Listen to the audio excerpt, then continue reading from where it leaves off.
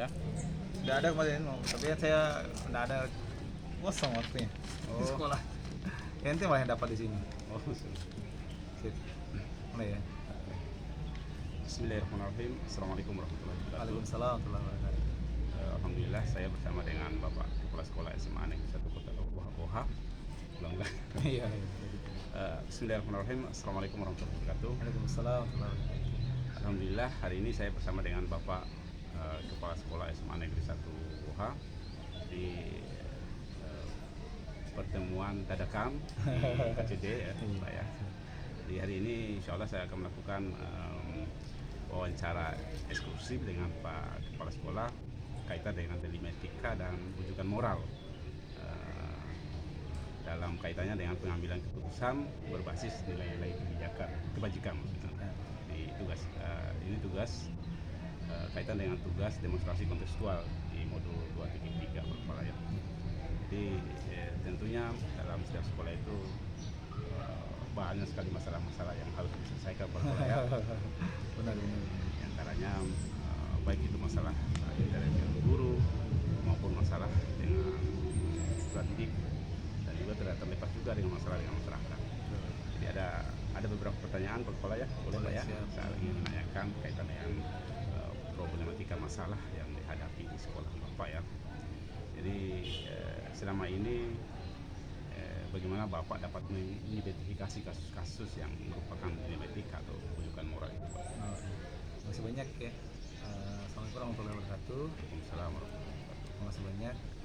Jadi dalam mengidentifikasi selama ini biasanya adalah kejadian itu berulang apa enggak begitu ya. Di situ berulang apa enggak. Itu yang bisa saya amati begitu. Kalau memang dalam kejadian itu dia tidak berulang, maka ini dianggap sebagai proses hari-hari saja ya. Nah, lebih sering saya mengambil keputusan itu untuk keputusan yang berdampak istilahnya pada kebijakan-kebijakan sekolah. Jadi itu yang pertama, jadi dari identifikasi apakah ada sering muncul apa tidak. Yang kedua bahwa kejadian ini apakah nantinya dia berdampak nggak pada kebijakan sekolah atau pada program-program sekolah begitu. Baik itu bersama dengan masyarakat, dengan orang tua maupun dengan siswa maupun dengan guru. Kalau dia tidak berdampak besar, maka ini bisa diselesaikan, tidak membuat kita galau dan sebagainya. Itu biasanya Pak, dua hal itu. Pertama dia identifikasi dari dia berulang nggak begitu. Yang kedua dia berdampak nggak pada kebijakan dan program-program sekolah. Itu tahapan jalan di sekolah. Untuk mengenal ya bahwa ini apakah masuk dilematika atau kebujukan moral begitu dalam pengambilan keputusan. Jadi tentunya identifikasi masalah dulu Pak ya. Tetap ya. Selama ini bagaimana Bapak menjalankan pengambilan keputusan di sekolah Bapak, terutama untuk kasus-kasus di mana ada dua kepentingan yang sama-sama benar atau mungkin sama-sama mengandung nilai kebijakan. Nah, kalau di sekolah prinsip yang kami gunakan di SSOH itu adalah pengambilan keputusan bersama. Ya. Nah, jadi kalau dalam istilah hukum itu kolektif kolegial gitu. Di sekolah itu saya punya namanya tim penggerak perubahan sekolah yang berisi kepala sekolah, kemudian di situ ada wakasek, ada kepala TU, kemudian juga ada teman-teman dari guru-guru senior yang memang punya kontribusi yang aktif terhadap sekolah. Nah, pengambilan kebijakan itu biasanya ketika kita menemukan hasil identifikasi tadi itu, kita menemukan ini ada sebuah hal yang membuat kita memilih gitu ya, maka itu akan saya bahas bersama tim. Nah, saya florkan kepada mereka, ini loh ada hal begini, begini masukan teman-teman, begini tanggapan teman-teman. Nah, dari masukan-masukan itu kami merumuskan sebuah kebijakan. Nah, begitu ya posisinya. Tidak pernah saya mengambil sebagai kepala sekolah itu mengambil keputusan sendiri, tidak pernah. Jadi kita menggunakan keputusan bersama, kita musyawarahkan mana yang terbaik dari itu, dan kita sudah identifikasi apa kemungkinannya. Jika kita ngambil keputusan A, apa kemungkinannya? Nah, ketika ada kemungkinan, apa langkah-langkah kita? Siapa yang akan terlibat untuk menyelesaikan itu? Itu yang kami lakukan di sana. Nah, jadi kemudian nanti itu bagaimana cara mensosialisasikan? Siapa yang bertanggung jawab untuk mensosialisasikan? Nah, seperti itu dia. Nah, jadi langsung kita dari mulai konsep sampai operasionalnya kita desain secara bersama-sama. Luar biasa Pak Kepala ya. Ini kaitan dengan setelah dilakukan identifikasi Betul, masalah, ya. Terus melibatkan beberapa guru. Betul, ya tim. Kami punya namanya tim penggerak perubahan sekolah namanya. Insya Allah, luar biasa ya. Berikut langkah-langkah atau prosedur seperti apa yang bisa dilakukan selama ini? Maka tadi ya, sudah identifikasi, kemudian saya mendapatkan dari sekolah ataupun juga teman-teman masuk Pak Kepala, ini ada sesuatu yang perlu kita selesaikan. Nah, kami rapatkan tadi, kami rapatkan sama-sama masing-masing tim gitu ya, kita Dan ini biasanya dirapatkan itu kami cek ini masuk ke bagian yang mana, apakah kurikulum kah, apakah sarana kah, kesiswaan kah, atau humas gitu, Ya. atau kepegawaian. Identifikasi itu kami bicarakan, kemudian kami detailkan. Itu langkah-langkah yang kami lakukan. Detailkan sampai tadi tuh kemungkinan terjadi apa kemungkinan positifnya, apa kemungkinan negatifnya. Nah, itu kami. Kemudian nanti setelah ini berjalan kami florkan, kami evaluasi lagi. Ini seperti apa dampaknya begitu. Nah, itu yang kami lakukan di sekolah. Jadi dia kebijakan yang kami ambil itu dia bisa dinamis, tidak statis. Tetapi saya selaku pengambil kebijakan itu pengawal ini gitu. Pengawal. Jadi saya paling depan tuh berada teman-teman. Nah, memastikan bahwa ini berjalan. Itu tahapan yang kami lakukan. Jadi ada identifikasi, kemudian ada diskusi, kemudian ada kami merumuskan apa yang kami butuhkan, apa tindak lanjutnya, dan kemudian refleksi lagi gitu. Nah, untuk kami evaluasi. Itu tahapan gitu. Dari tahapan-tahapan dalam pengambilan kebijakan untuk menyelesaikan kasus itu, kira-kira hal apa saja yang selama ini mungkin yang dianggap paling efektif Pak untuk pengambilan keputusan pada kasus-kasus di Lima Etika? Oh iya, memang Paling kalau efektif ngomong gitu. di Lima Etika ini kan berat ya. Ya. Di satu sisi ini menyangkut diri kita, gitu, sisi lain juga sering saya hadapi itu ya. Baru-baru ini juga ada kejadian-kejadian besar, mutasi dan sebagainya. Tapi yang paling efektif itu kan komunikasi dan kolaborasi. Ya.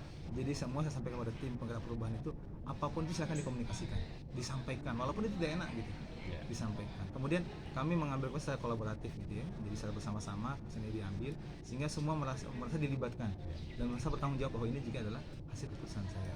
Begitu Pak yang kami lakukan. Jadi komunikasi dan kolaborasi. Dan yang paling penting juga refleksi. Jadi komunikasi, kolaborasi dan refleksi gitu.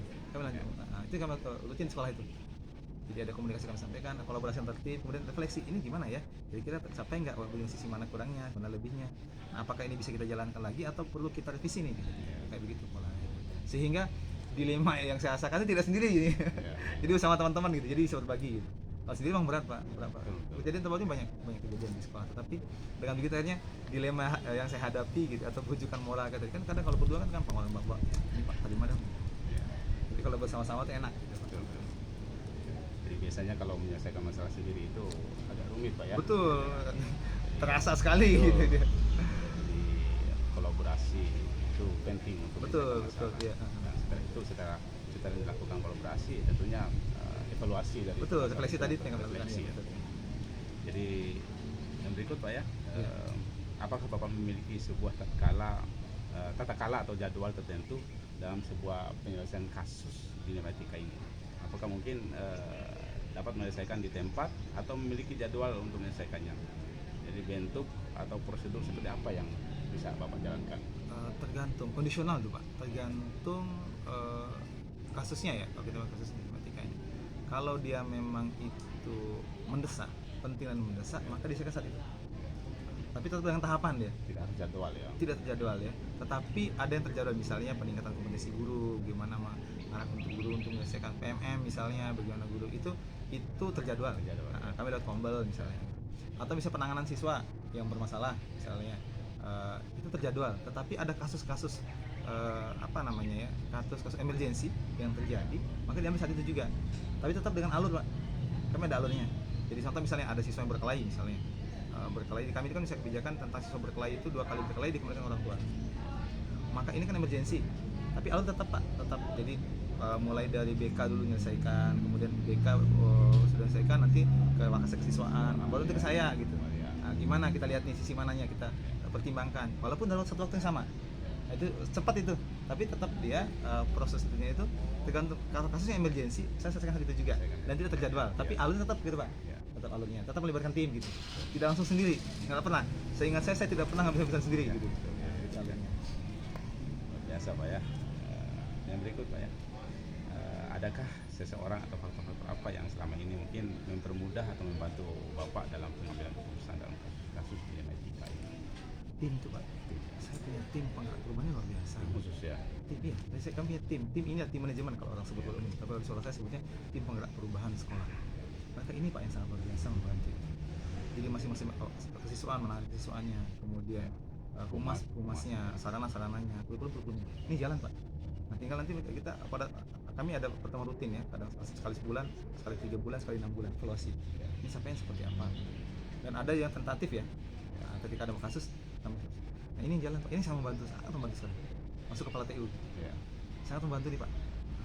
kayak tadi juga saya di sekolah ada bagian dari kolaborasi juga Pak ya. iya benar, jadi ini sangat, jadi mereka masih dilibatkan, mereka masih bertanggung jawab, wah ternyata kami juga ada bagiannya gitu, kayak gitu.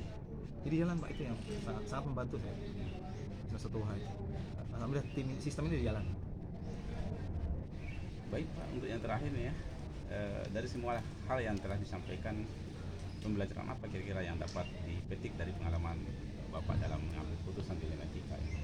Yang pertama tadi itu kerja tim, jadi 3 poin tadi itu Pak, kita ada komunikasi, yang kedua kerja tim atau kolaborasi, yang tiga refleksi dan paling penting itu kita tidak lanjutin.